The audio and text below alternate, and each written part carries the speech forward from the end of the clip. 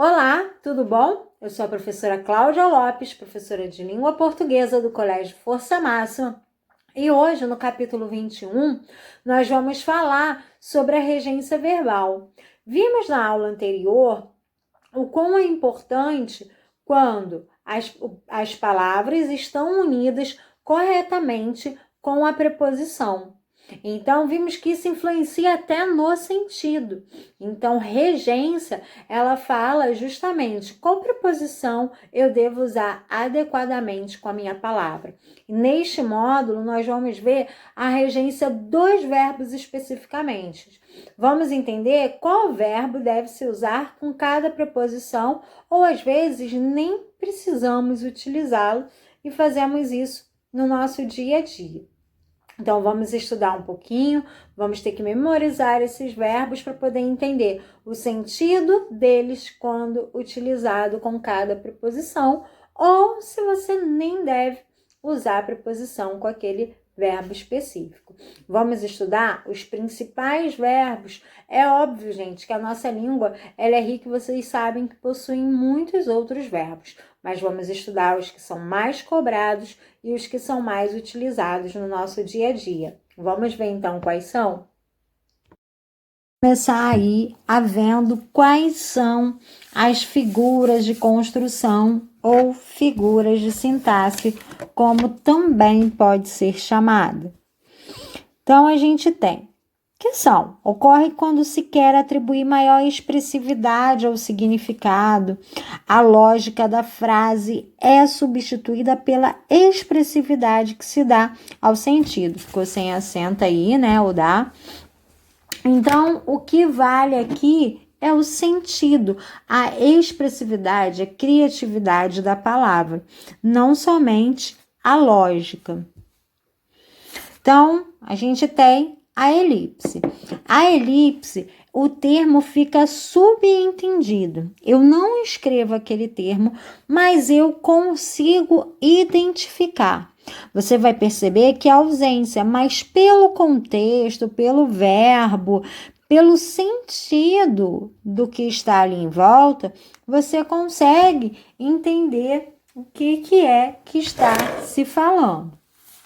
Então, a gente tem aí o exemplo, na rua deserta, nenhum sinal de bonde, uma frase do livro de Clarice Lispector, e aí a gente sabe que poderia ser o não havia, não tinha, não possuía. Pelo contexto, eu consigo saber aí qual é a omissão desse termo. Então, todas as vezes que eu tenho a omissão de um termo, que eu consigo entender o que estaria ali pelo contexto, eu tenho uma elipse. E o zeugma? O zeugma também é a omissão de um termo, mas a diferença do zeugma para a elipse é que o zeugma já foi falado antes, já foi utilizado, e aí depois, em um segundo momento, você omite. A elipse não, a elipse você não fala anteriormente, você consegue entender o contexto. E o zeugma, esse termo já teria sido mencionado anteriormente. Nem ele ouviu, nem ele a mim. Então, eu sei que aí a omissão do termo foi ouvir. E esse ouviu já tinha sido mencionado anteriormente. Então, quando eu tenho a omissão de um termo que já tinha sido mencionado anteriormente, eu tenho um zeugma. O pleonasmo é a repetição de um termo ou reforço do seu significado, superabundância, exagero ou excesso. Então, no pleonasmo, a gente tem aí, exemplo, a ele resta-lhe a boa oportunidade de provar sua inocência. Então, lei e ele se refere à mesma pessoa. Eu estou fazendo o que aí? Eu estou reiterando, reforçando esse sentido. Então, há uma repetição, um reforço do sujeito. Observe que esse pleonasmo, a gente chama ele de literário. Por quê? Ele é um pleonasmo literário porque foi intencionalmente. Ok? Então, a gente tem o pleonasmo literário e a gente tem o pleonasmo vicioso, que é aquele subir para cima, descer para baixo, entrar para dentro, sair para fora. São pleonasmos diferentes. O pleonasmo vicioso são esses que são errados, porque se você entrar, só pode ser para dentro, é óbvio. Agora, o pleonasmo literário, a intenção dele é reforçar uma ideia. Olhem aqui o que eu falei para vocês. Então, do vício da linguagem, o vicioso por ser um vício da nossa fala, a gente tem o menino entra para dentro agora. Se é para entrar, só pode ser para dentro. Então, há essa redundância aí desnecessária. Não só aqui não é a questão de reforço, mas é a questão do vício da linguagem. Anáfora. A anáfora é a repetição de uma palavra ou uma expressão no início de vários versos ou frases. Então, a gente vai ter sempre uma repetição no início. E essa é a anáfora.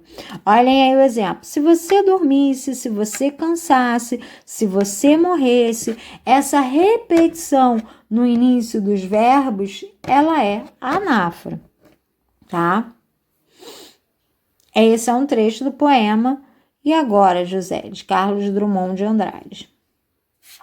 O assíndeto ocorre quando há a supressão do conectivo. O que é a supressão? Quando eu retiro o conectivo. Olha só, a é uma partícula de negação. Então, assíndeto. A é uma partícula de negação. E síndeto, que vocês já viram nas orações sindéticas, é o conectivo. Então, eu não tenho conectivo. Tanto que vocês veem lá as orações assindéticas. Só vocês lembrarem desse nome, que assíndeto é o quê? É a ausência de conectivo.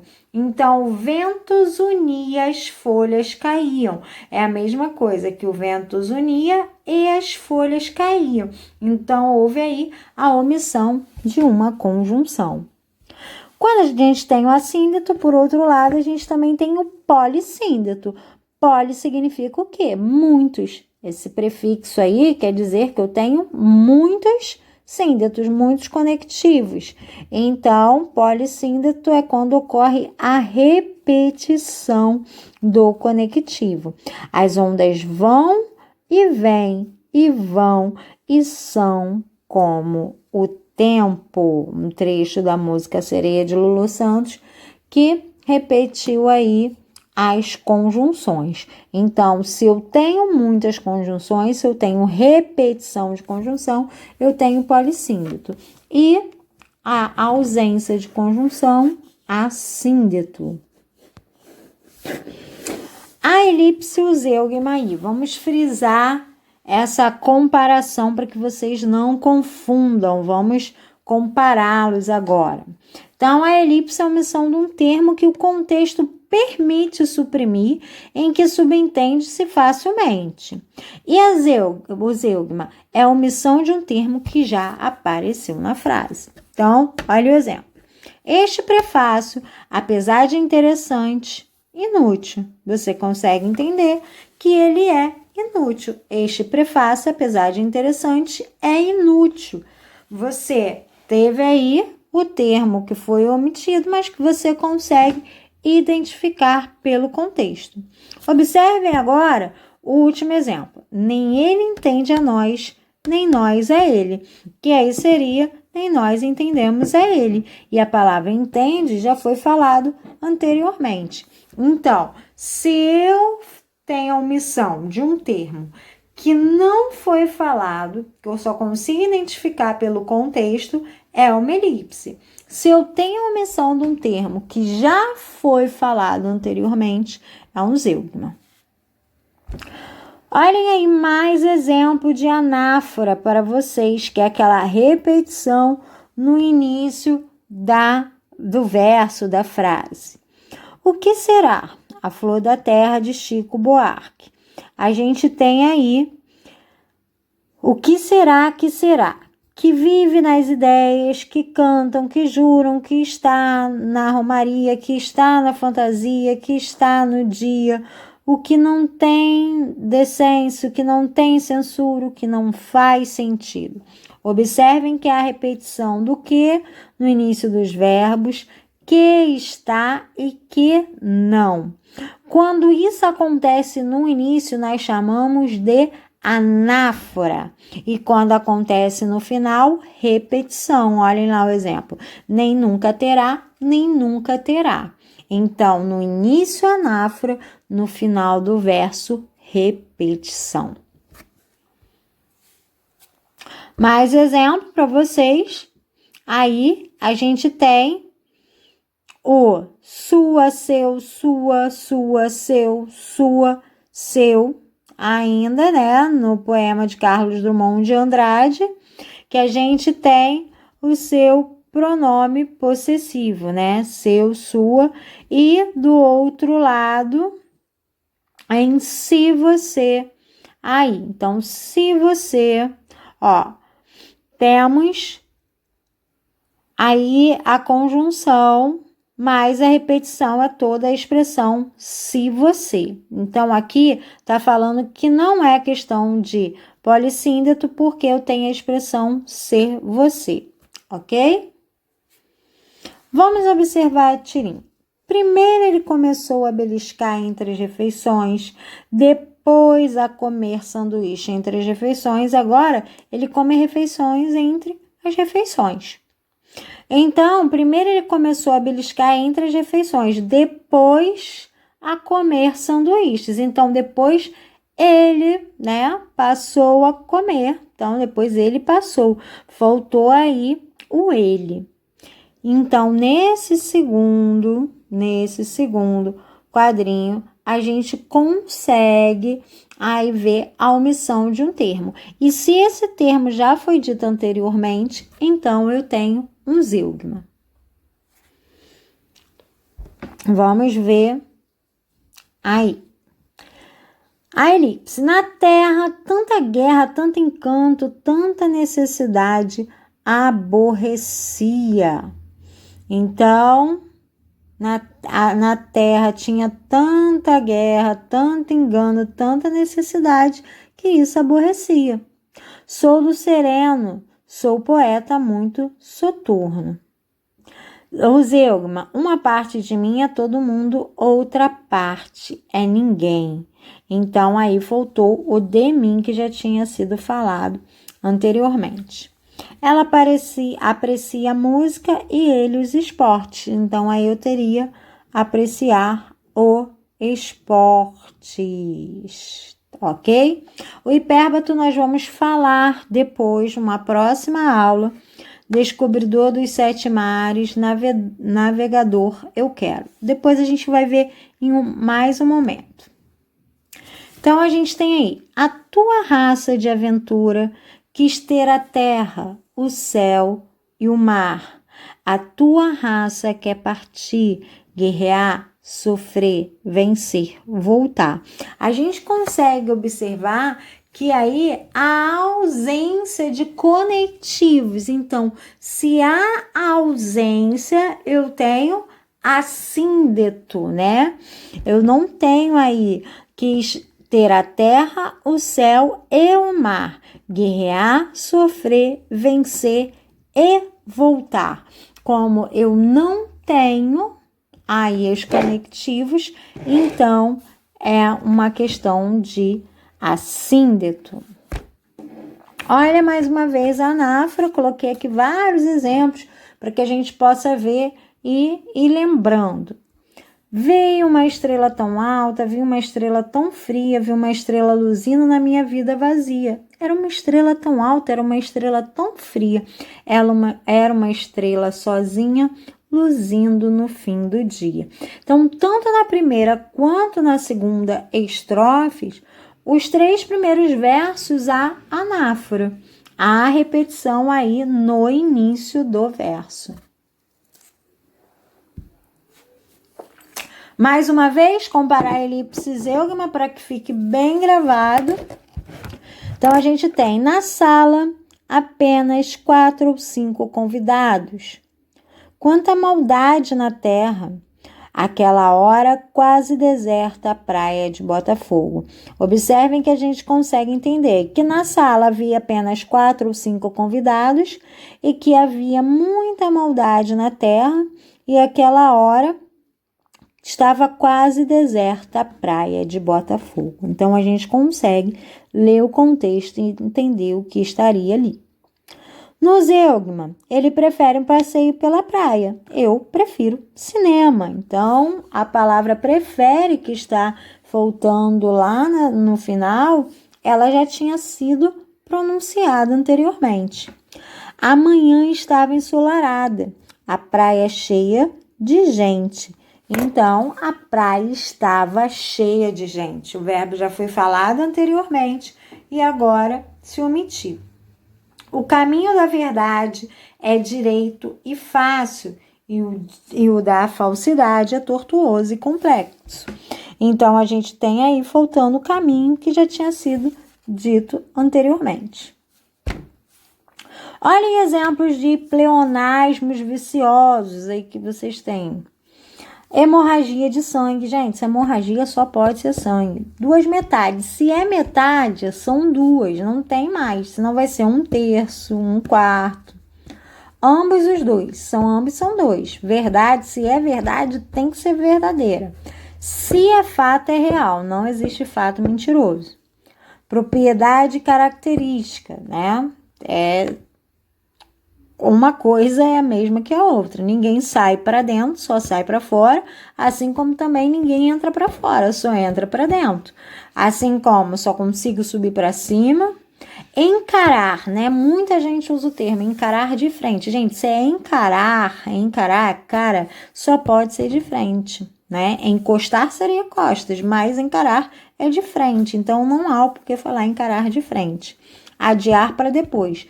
Se é adiar, consequentemente já é para depois. Retornar de novo. Se está retornando, é porque é de novo, ok? Olhem aí, agora vendo se é metade, é porque é igual. Pegar com as mãos, a gente não consegue pegar sem ser com as mãos. Hemorragia só pode ser de sangue e labaredas só pode ser de fogo. E o gelo gelado 24 horas, né? Não tem como ser gelo quente, gente. Só pode ser gelo gelado. Olhem aí, você já parou para pensar que short em inglês significa curto? E quando a pessoa diz short curto se torna um pleonasmo bilíngue? Isso daí, né? Eu não, pois só penso em você. Um meme aí, essas frases famosinhas aí da internet. E aí um pleonasmo bilíngue, é óbvio que isso é meme, gente, é óbvio que é brincadeira, mas é essa a ideia.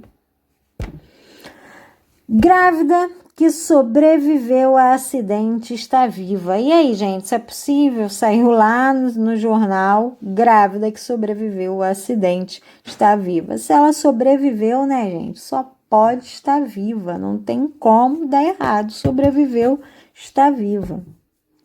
Proibido barulho sonoro. Não consigo pensar em um outro barulho que não seja sonoro.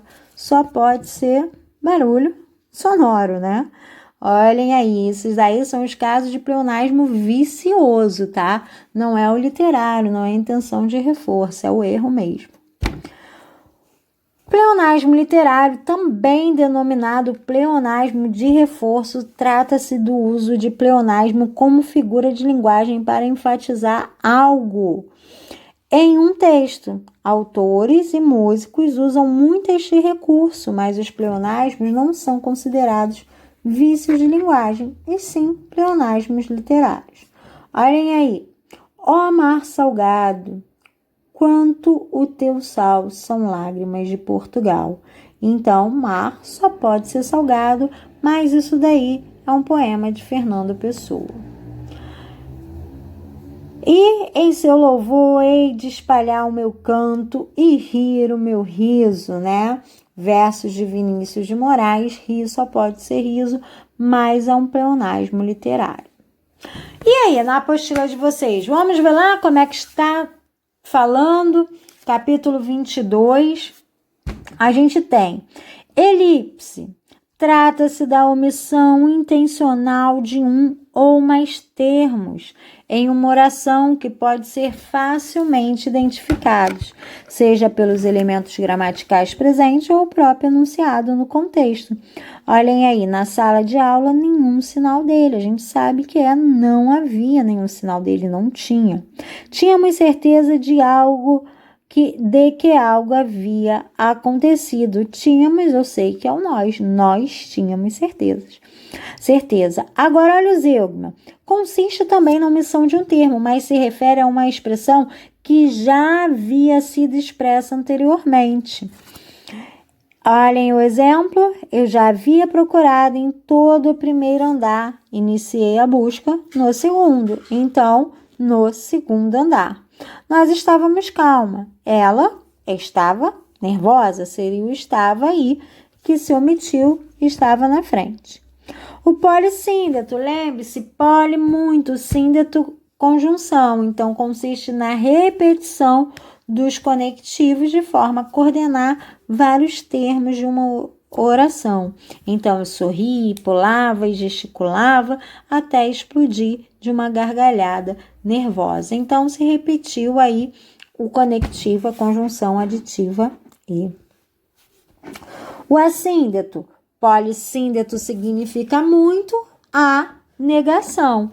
Então, a gente tem aí, ao contrário do que ocorre na figura anterior, aqui temos a supressão do conectivo, a ausência da conjugação, que deveria ter sido utilizada, contribui para aumentar o efeito de sentido e demarcar o estilo do autor.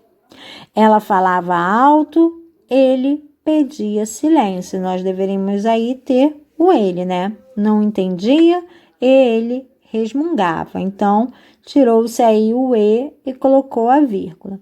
A anáfora, que é repetição lá no início da frase, uma repetição intencional de uma palavra ou expressão no início da frase ou verso, para enfatizar o sentido da mensagem.